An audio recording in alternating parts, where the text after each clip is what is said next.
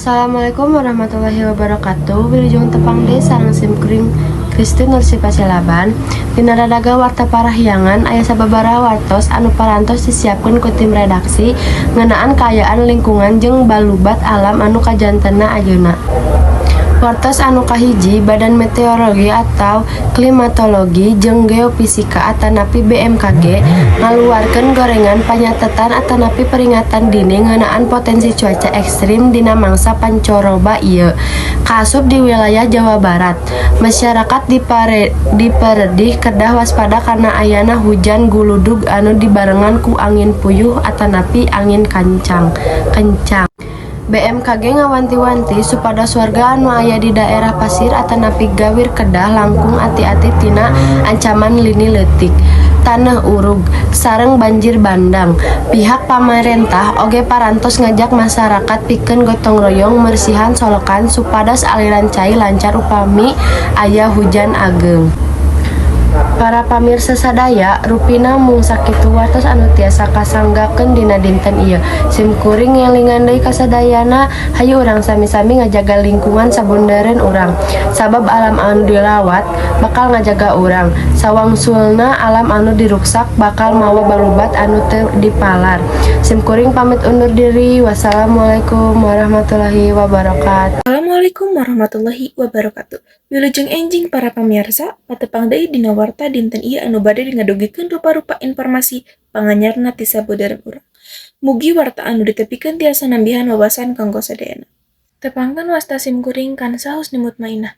Warta ayeuna nu rek dibahas nyaeta naekna dolar Amerika Serikat nyen rupiah jadi lemah. Nilai tukar dolar Amerika Serikat kana rupiah ngalaman kanaikan dina sababaraha poe katukang. Dina Salasa 26 Mei 2020 genep, rupiah mangalemah nepi aya dina kisaran Rp17.700 per dolar Amerika Serikat. Keayaan ieu ngajadikeun masyarakat mimiti hariwang sabab kenaikan dolar bisa mengaruhan harga rupa-rupa kabutuhan. Kenaikan dolar dipangaruhan ku sababaraha faktor, sapertos keayaan ekonomi global anu can stabil, luhurna suku bunga di Amerika Serikat, serta ngaronjatna pamenta dolar pikeun kegiatan impor jeung pembayaran luar negeri. Balukarna nilai rupiah jadi leuwih lemah dibanding dolar Amerika Serikat. Ngalemahna rupiah mangaruhan kana naekna harga barang impor, saperti elektronik, gadget, jeung sababaraha bahan baku industri. Salian teh eta, biaya perjalanan ka luar negeri oge jadi leuwih mahal. Sanajan kitu, para eksportir Indonesia bisa menang keuntungan sabab hasil ekspor dibayar make dolar Amerika Serikat. Pikeun ngajaga kestabilan rupiah, Bank Indonesia ngalakukan rupa-rupa upaya. Salah sahijina kunaikeun suku bunga acuan. Pamarentah oge terus ngawas perkembangan ekonomi sangkan dampak kenaikan dolar teu beuki ngabebani masyarakat. Sakitu wae warta nu tiasa disampaikeun ku simkuring. Hatur nuhun. Wassalamualaikum warahmatullahi wabarakatuh. Assalamualaikum warahmatullahi wabarakatuh. Wilujeng enjing sadayana. Simkuring Keisa bari nepikeun hiji warta ngeunaan pasualan anu kerame dipadungdangkeun ku masyarakat nyaeta dugaan aya kateuadilan dina lomba cerdas cermat MPR RI tingkat nasional. Lomba cerdas cermat MPR RI tingkat nasional jadi bahan cariosan masyarakat sanggeus aya peserta ti SMAN hiji Pontianak anu ngarasa dirugikeun ku keputusan juri. Tim eta nyebutkeun yen jawaban nu dipasihkeun saestuna leres tapi teu dipariksa deui ku juri. Ku ayana kajadian eta, loba jalma anu mere tanggapan sarta miharep aya kajelasan ti panitia. Kita menuju saat MPR RI tingkat nasional anu diiluan ku sakola-sakola ti rupa-rupa daerah di Indonesia. Nu jadi perhatian teh nyaeta tim ti SMAN hiji Pontianak sabab ngarasa teu meunang perlakuan anu adil dina proses panilaian. Pasualan mimiti muncul nalika aya jawaban peserta anu ku juri dianggap salah, padahal cek peserta jeung sababaraha pihak sejen mah jawaban eta saluju jeung sumber nu aya. Sanajan kitu, juri henteu ngalakukeun pamariksaan ulang kana jawaban eta. Kulantaran kitu, loba masyarakat jeung warganet anu ngareaksikeun kajadian ieu dina media sosial. Maranehna miharep sangkan lomba pendidikan bisa dijalankeun kalayan jujur, adil, jeung leuwih kabuka sangkan teu nimbulkeun pasualan di akhir acara. Kajadian ieu dipiharep jadi pangajaran pikeun panitia jeung juri dina ngayakeun perlombaan salajengna supaya leuwih taliti jeung adil dina nyieun kaputusan.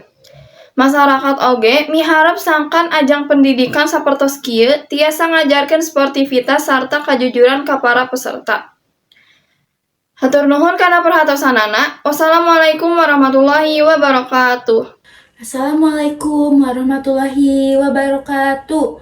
Sampurasun pamirsa tepang deui sareng simkuring Keila Salsa Trisnawati dina program Warta Sunda. Dinten ieu aparat kepolisian nuju ngalaksanakeun panyelidikan ngeunaan aksi penebangan liar nu lumangsung di Leuweung Lindung Kauningan. Pamirsa, warta ieu sumping ti wewengkon konservasi anu ngalaman karusakan akibat ulah oknum penebang liar. Leuweung nu sakuduna jadi paru-paru dunya, ayeuna malah jadi lahan pikeun ngalah keuntungan pribadi nu bisa ngancem keseimbangan alam. Dumasar kana laporan warga nu aya di media sosial, penebangan liar ieu kanyahoan kusabab aya suara ragaji nu ngaguru di tengah peuting. Warga curiga kusabab loba mobil tedek nu abus ka leuweung dina waktu nu teu wajar. Bukan panelusuran. Kapanggih puluhan tangkal badag anu geus ditebang. Kaayaan di lokasi geus gundul. Sarta loba urut kai anu siap diangkut. Pamirsa, eta warta ngeunaan marakna penebangan liar di wewengkon Kauningan. Harapan urang sadayana sadayana aparat tiasa langkung tegas nindak para pelaku supados leuweung arurang tetap kajagi. Simkuring Keila Salsa Trisnawati pamit undur diri. Wassalamualaikum warahmatullahi wabarakatuh. Assalamualaikum warahmatullahi wabarakatuh. Di dieu abdi Jihanita Ayu bade nepangkeun warta. Ini judul tentang warta tentang kejadian tanah longsor nu aya di Sumatera. Aya 2 jalma maot katimpun tanah urang di wilayah kaluhuran Aek Perombunan. Dayeuh si Bolga Sumatera Utara Sumut Salasa 4/8/2020. Kejadian ieu lumangsung sekitar jam 16.00 WIB. Nalika korban keur neangan ka usik pikeun bahan bangunan. Aya 4 urang anu katimbun dina musibah ieu. Cek katerangan warga, 2 korban maot nyaeta inisial AN umur 14 tahun jeung JH 20 tahun. 2 korban lainna ngalaman balukang sarta langsung dibawa ke rumah sakit pikeun perawatan. Musabab tanah urug ieu masih keneh ditelungtik ku pihak berwenang. Asubag Humas Polres Sibolga, Ibtu R. Sormin nyebutkeun yen tanah urang ieu disangka lumangsung alatan hujan gede anu terus-terusan ngaguyur wilayah eta. Warga di sabudeureun lokasi ayeuna dihimbau pikeun waspada kana potensi tanah longsor susulan. Pihak berwenang oge geus ngirimkeun tim evakuasi pikeun ngabantosan warga anu masih keneh aya di lokasi bahaya. Kejadian ieu nyasekeun duka anu jero pikeun keluarga korban. Sakitu wae warta ti Abdi Jihanita. Wassalamualaikum warahmatullahi wabarakatuh. Assalamualaikum warahmatullahi wabarakatuh. Sampurasun pamirsa, tepang deui sareng simkuring Ilham Muhammad dina Warta Pasundan. Warta dinten ieu nyendak tema ngeunaan kagampangan ibadah kurban Idul Adha di Jawa Kulon anu lumangsung kalayan lungsur langsar. Sabada soalid, masyarakat di rupa-rupa daerah salah sajina di Masjid Agung Bandung langsung ngalaksanakeun pamuncitan sato kurban. Alhamdulillah jumlah sapi sareng domba tahun ieu ngalaman kenaikan. Pikeun ngajaga kesehatan warga, sadaya sato kurban parantos dipariksa secara ketat ku tim medis ti Dinas Peternakan. Dikna tahun ieu panitia seueur anu ngagunakeun besek tina awi pikeun ngurangan utah plastik. Daging kurban ieu langsung dibagikeun ka warga anu kurang mampu ku sistem kupon supados tertib. Ibadah kurban tahun ieu janten momentum pikeun ngarekedkeun tali silaturahmi sarta rasa peduli ka sesama warga Sunda. Simkuring Ilham Muhammad pamit undur diri. Hatur nuhun kana perhatosanana. Wilujeng tepang deui dina warta salajengna Urip Sunda. Wassalamualaikum warahmatullahi wabarakatuh. Assalamualaikum warahmatullahi wabarakatuh. Lujeng enjing sadayana. Pamirsa tepang deui sareng abdi dina siaran warta dinten ieu. Petan ieu kami bade nepikeun beja ngeunaan pelaksanaan ibadah haji di tanah suci tahun ayeuna anu tos parantos asup kana puncak ibadah haji. Dinten ieu jutaan ibadah haji ti rupa-rupa negara di sakuliah dunya ngumpul di Padang Arafah. Pikeun ngalaksanakeun ibadah haji di Arafah nyaeta wukuf. Nyaeta salah sahiji rukun haji anu kacida pentingna. Ti mimiti isuk para jemaah katingali kusyuk ngalaksanakeun ibadah haji. Sapatos ngadoa, ngazikir, sareng maca Al-Qur'an sarta muhasabah diri bari nyuhunkeun panghampura ka Allah Subhanahu wa taala. Suasana di Arafah katingali pinuh pisan ku kanikmatan sareng ku katengtreman. Pamarentah Arab Saudi ngabeng-bengkeun sareng para petugas haji nu nguatkeun keamanan sarta nganjugikeun rupa-rupa pelayanan pikeun para jamaah haji, parantos pelayanan kesehatan, transportasi sareng tempat pangistirahatan. Ieu dilakukan pikeun ngajaga kasalamatan, pikeun ngajagaan kesehatan sareng kanyamanan para jamaah haji, utama kusabab cuaca di wewengkon Arab Saudi di Arafah nyaeta kacida panasna. Dan sakumaha jamaah haji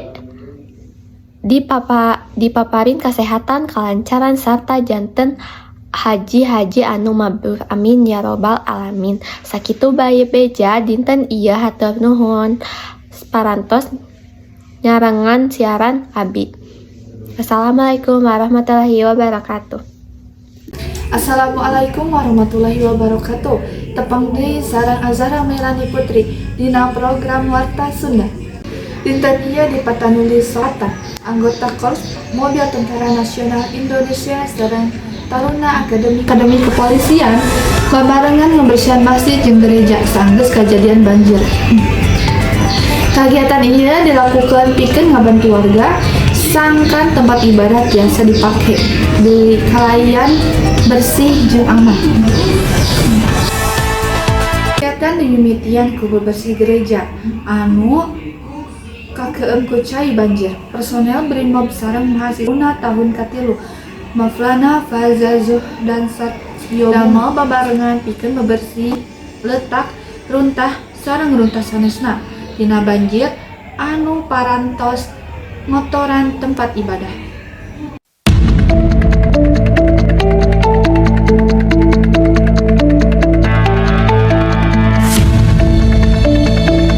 Kalibatna para kadet ieu dengan saukur gawe, tapi oge mainkan peran penting dina mentalitas, karakter, sareng rasa pengabdian aranjeunna di masyarakat.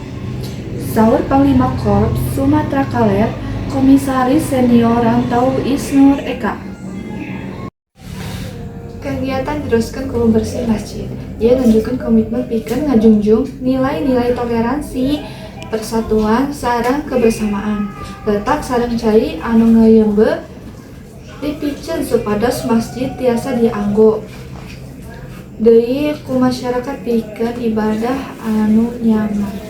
Kuring Azhara Melani Putri pamit undur diri. Wassalamualaikum warahmatullahi wabarakatuh. Assalamualaikum warahmatullahi wabarakatuh. Wilujeng enjing sadayana, kenalkeun nami abdi Angel Amelia Handayani ti kelas 11-7. Dina kasempatan ieu abdi bade maoskeun hiji warta ngeunaan konvoy kemenangan Persib Bandung anu dibaturan ku kajadian tragedis wewengkon Cibiru Kota Bandung. Bandung 27 Mei 2020 genep suasana bungah jeung sukacita karasa pisan di sababaraha daerah Kota Bandung saenggeus Persib Bandung hasil menang pertandingan. Ribuan bobotoh turun ke jalan pikeun ngalakukeun konvoy bari mawa bendera serta ngagorowokeun yel-yel pikeun ngarayakeun kemenangan tim karesepna. Jalanan tibaraha tempat jadi rame ku kendaraan roda 2 jeung roda 4 anu milu konvoy nepi ka peuting. Nanging di tengah suasana kabungah eta aya kajadian tragis anu matak prihatin. Saurang nonoman kapanggih dina kaayaan teu sadar di sisi jalan wewengkong Cibiru, Kota Bandung. Warga anu ningali kejadian eta langsung ngadeuketan korban sarta ngalaporkeun ka pihak kepolisian jeung petugas medis supaya gancang meunang bantuan. Numutkeun keterangan ti sababaraha warga samemeh kapanggih teu sadar. Kondisi jalan meunang kacida ramena ku bobotoh anu ngalakukeun konvoy. Sora kendaraan jeung kendaraan anu padat kajadian suasana teu kendali. Tapi ka ayeuna pihak kepolisian masih ngalakukeun panalungikan pikeun mastikeun naon sabab utama tina pupusna eta nonoman. Kajadian ieu ngajadikeun suasana anu tadi pinuh ku kabungah robah jadi ngarasa sedih pikeun warga sakulilingna. Sababaraha warga oge ngaharepkeun sangkan perayaan papartos kieu kahirupna tiasa leuwih tertib sarta aman pikeun sadayana. Pihak kepolisian ngahimbau ke masyarakat khususna para bobotoh supaya ngalakukeun tindakan anu ngabahayakeun diri sorangan atawa batur sarta tetap nurut kana aturan lalu lintas nalika ngayakeun perayaan di jalan raya. Ku ayana kajadian ieu, urang sadayana dipihareup tina nyanak hikmah jeung kabungah dina ngarayakeun hiji kamenangan eta. Menang tepi nganggalawakeun keselamatan jeung katartiban umum. Kitu warta anu tiasa abdi dugikeun dina kasempatan ieu, mugi urang sadayana tiasa langkung ati-ati sareng salawasna ngajaga keamanan nalika aya atanapi perayaan naon wae. Hatur nuhun kasadayana, hapunten bea kalapatan. Wassalamualaikum warahmatullahi wabarakatuh. Assalamualaikum warahmatullahi wabarakatuh. Wilujeng enjing sadayana. Dina kesempatan ieu simkuring bade nepikeun warta ngeunaan kebersihan lingkungan sekolah. Kebersihan teh kacida penting nepikeun ngajagaan kesehatan sareng kenyamanan urang sadayana. Kusabab eta, sadaya mun diharepkeun tiasa ngajaga kebersihan kelas sareng lingkungan sekolah. Aya sababaraha hal anu tiasa dilakukeun, sapertos micen runtah kana tempatna, ngalaksanakeun piket kelas kalayan tanggung jawab sareng henteu ngaruksak fasilitas sekolah. Upami lingkungan sekolah bersih, urang oge bakal langkung raoseun dina diajarna. Ku ayana kasadaran tina sadaya warga sekolah, mugia lingkungan sekolah tiasa tepi bersih, sehat sareng asri. Hatur nuhun kana perhatosanana. Wassalamualaikum warahmatullahi wabarakatuh. Assalamualaikum warahmatullahi wabarakatuh. Wilujeng enjing pamirsa sadayana, alhamdulillah dina deungeut ieu abdi tiasa patepung lawung kangge ngabagi warta ka Balarea. Tepang deui sareng abdi Alika Desianti dina tugas warta Sunda. Warta ngeunaan Bale Endah caah deui, jalur lalu lintas sapanjang daya kolot macet parah. Hujan gede anu turun ti saprak kamari sore nepi ka peuting ngabalukarkeun daerah Bale Endah jeung sabunderanana kakeum caah deui. Sapoe saenggeusna cai wahangan Citarum ngalingkar ngaluap ka paimahan warga, kautamana di daerah Kampung Cieuteung jeung Andir. Nepi ka isuk ieu luhurna cai anu ngeueum jalan sarta imah warga rupa-rupa ti piti 50 cm nepi ka meteran di daerah Pampereuna. Akibatna aktivitas warga bener-bener lumpuh total. Rian tinggal leueum paimahan caah oge mutuskeun akses jalan utama anu ngahubungkeun Bale Endah ka Dayakolot sarta ka Kota Bandung. Loba motor jeung mobil anu kapaksa balik deui neangan jalur alternatif lewat Bojongsoang jeung Jalengkong anu tangtungna ambalukarkeun macet parah di mana-mana. Di jam genep isuk keneh kuring geus kajebak macet di Bojongsoang. Cai ti Dayakolot geus semet tuur. Motor mah moal bisa ngaliwatan ceuk salah saurang warga anu rek mangkat ka Bandung. Kiwari puluhan kula warga geus mimiting ngungsi ka tempat anu leuwih aman saperti ka tenda pangungsian, masjid, gedung pamarentahan jeung sajabana anu teu kakeum cai. Warga ngarep-garep bantuan logistik saperti kadaharan, obat-obatan jeung sajabana sabab loba warga anu teu kaburu nyalamatkeun barang-barangna. Pihak Bupati jeung tim SAR oge geus sagaya di lokasi keur mantuan evakuasi warga anu masih keneh kajebak di jero imah, utamana kolot jeung barudak leutik. Warga diimbau sangkan tetep waspada bisi aya hujan susulan anu ngajadikeun caah meuki luhur. Mangrupi informasi pamungkas dina warta dinten ieu simkuring Alika Desianti seja Amit Mungkur. Wassalamualaikum warahmatullahi wabarakatuh. Assalamualaikum warahmatullahi wabarakatuh. Sampurasun, wilujeng enjing pamirsa sadayana.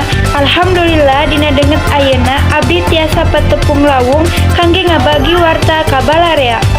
Tepangkeun nami abdi Ajeng Najwa Puspita dina program tugas bahasa Sunda nu bade didugikeun ka pamirsa nyaeta banjir di RSUD Tasikmalaya dina 2 menit kapayun. Rumah Sakit Umum Daerah Dr. Soekarjo Kota Tasikmalaya kakeum banjir akibat hujan gede anu ngarusak daya eta Sabtu 27 Januari 2024.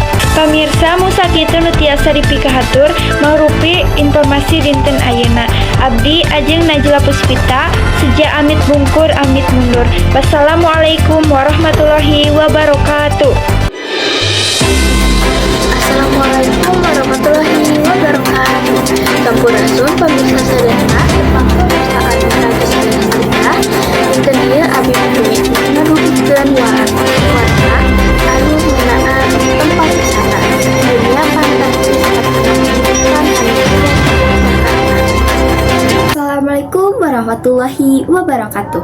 Wilujeng wengi pamirsa, patepang deui sareng kuring Luneta Laila Lopa dina program Warta Jabar Peuting salami sababaraha menit kapayun kuring bakal ngadugikeun rupa-rupa warta anu haneut tur aktual ti sabudeureun Tatar Sunda.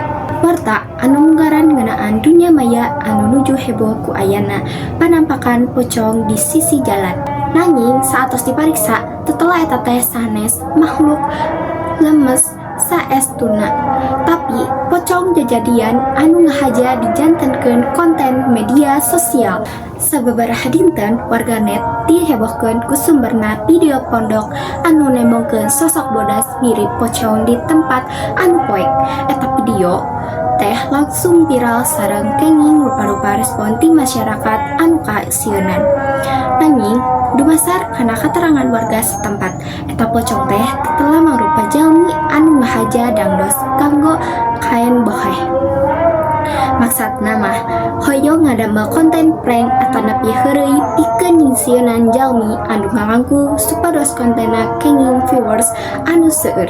Aksi anu tiasa ngabahayakeun ieu tungtungna digagalkeun ku warga anu nuju ronda wengi. Pelaku anu katiteun masih rumaja eta langsung diamankeun ku aparat setempat. Supados dipasihan panyuluhan sareng efek jera. Pihak keamanan ngelingan kasakumna masyarakat. Tami para panoman supados langkung bijak dina ngadamel konten ulah dugi kademi milari kasohor dina media sosial urang kalah ngalakukeun tindakan anu tiasa ngundang kecelakaan atanapi gangguan keamanan di lingkungan warga. Pamirsa, warta tadi sekaligus janten penutup dina lamungan Warta Jabar Peuting dina dinten ieu. Kuring Luneta Laila Lopa ngahaturkeun nuhun kana parhatosana.